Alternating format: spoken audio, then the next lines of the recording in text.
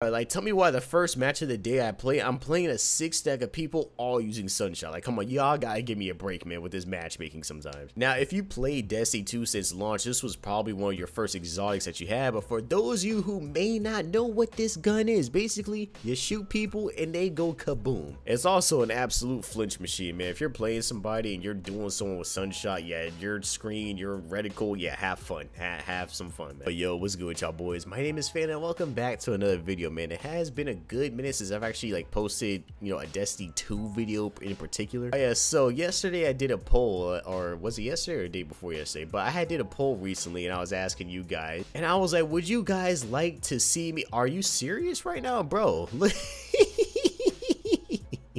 Alright, so for context, I always get Frostbolt in my matches. I don't know what it is, but anytime I do a Rumble match or a 6v6 match, you name it, somehow I'm getting queued in with this, man. So this could be one or two things. One, this match is either going to be super sweaty or it's going to be a complete steamroll of the other team. And normally he's on the other team, so I'm just going to rock with it. Alright, we're good. I don't know what he's doing. He's probably just doing his own thing. Yeah, make life easy for your boy. Alright, make life easy for Enjoy Red Fanta, please. But yeah, I did a poll asking whether you guys wanted to see me do a solo dungeon. Now for context, I am not a PvE enthusiast in any way, shape, or form. I don't be doing solo dungeons. I barely do dungeons with other people. I'm the type of person, I'll do it once, I'll do a raid one time, and that is it. Yeah, I'll probably won't touch again unless I'm literally dragged by my freaking feet to go do it. That's literally the only time I can do raids. The last raid I did was Vault of Glass, and that jump was a 14-hour escapade of brain cell loss. I'm not gonna lie to you. Was it fun? Absolutely. Many memories were made. I mean, absolutely so many memories were made. That was 14 plus hours. Okay, we started with the intention of it taking probably like, you know, 3 hours, and that junk took 14. I'm not gonna lie. It was a very respectful fire team we had. Nobody got their feelings hurt. There was absolutely no cussing of each other going on. With that said though, I'm trying to think of which dungeon would be the easiest for me to complete, and honestly I'm thinking probably what was the one called when it had Isoluna? The Grasp of Avarice dungeon, that's the one I'm talking about. Now, that's the one I've actually went out my way and I farmed to get, like, you know, obviously I had to farm it to get, you know, the shotgun and everything and hand cannons and, you know, the sniper. I've done that one enough where I feel like if I were to get on a Warlock or a Titan, I'm not going to say efficiently do it, but I think I could definitely solo it. Now, like, would I be able to solo it without dying?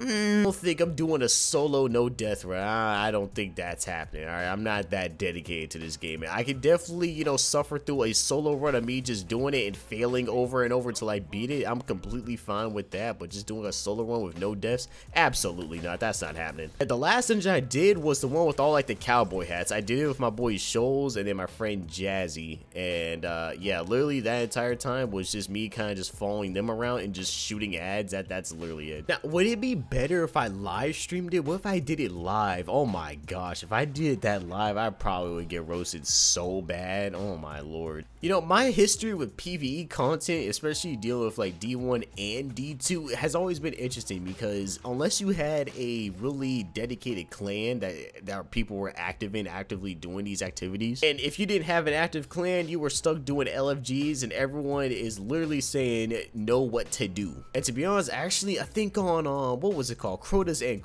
was one of the first raids I've, you know, ever did on Destiny, and that group that I did it with consisted of people who never did before, and we beat it within, I want to say, like 3 hours. Now let me tell you how that raid ended. I was thinking, yeah man, you know, we just spent 3 hours doing this together, I'm gonna have like a nice little group of friends to do raids with.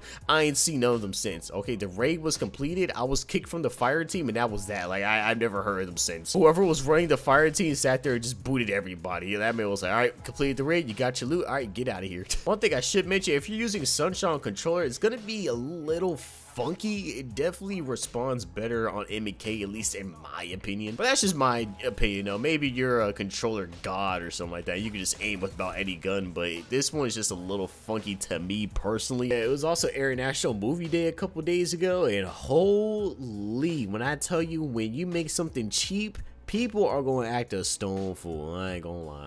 But yeah, speaking of movies and movie theaters, yeah, Blue Beetle, as I said when I made that poll a little while ago, I said Blue Beetle was probably going to be dead on arrival, and my prediction was right. Blue Beetle was definitely dead on arrival. Having a $10 million opening weekend is terrible, and then having like a $40 million international is also terrible. I mean, that is pitiful. You know, comic book movies, you know, for those of you who don't know, I am a comic book enthusiast and everything, but when it comes to the live action movies right now, you know, you have Marvel that was doing its thing with the Avengers, and I'm not gonna go on a whole tangent because I ain't gonna get too deep into that, but for the most part, let's just say they lost their sauce. They hired a bunch of people that don't know what they're doing. They hired a bunch of people that don't know how to write. That's why I think the writer's strike is kind of hilarious right now, because a lot of these people that are going on strike have written the most ridiculous and terrible freaking shows and movies I've ever seen in a while. It's one thing for a company to have, like, you know, one bad movie and like 5, you know, really good or really decent ones. That's fine. How is it that most of the Marvel movies that have come out since phase 4 and beginning of phase 5 have all been, for the most part, really forgettable, terrible,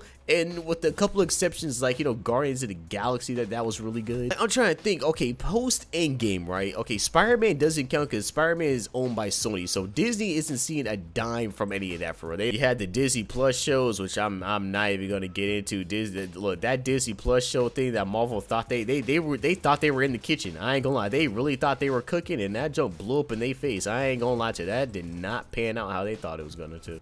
Ant-Man and the Wasp was abysmal. Thor Love and Thunder was the biggest insult to my intelligence of a freaking movie and how they handle a character that I've ever seen. It was so painful. Thor Love and Thunder, it was one of those movies I watched it once and I will never watch it again in my life. You will have to hold me to gunpoint for that to happen. Shazam, it's just, no, I can't. It's really hard for me to get with it. Some people really like it, but me, I genuinely can't. It just doesn't work for me. How the character is, like how the character is actually supposed to be versus like how they depict the character on screen is like two completely different things. And I'm not saying like everything needs to be like, you know, super comic book accurate and everything. Like, for example, imagine reading a manga and then you watch the anime and the character is nothing like how you read them in the manga, right? Like nothing. For example, imagine they made a Destiny movie, right? You got characters like Cade, you got Aerith, and you got Zavala, right? Imagine you got these characters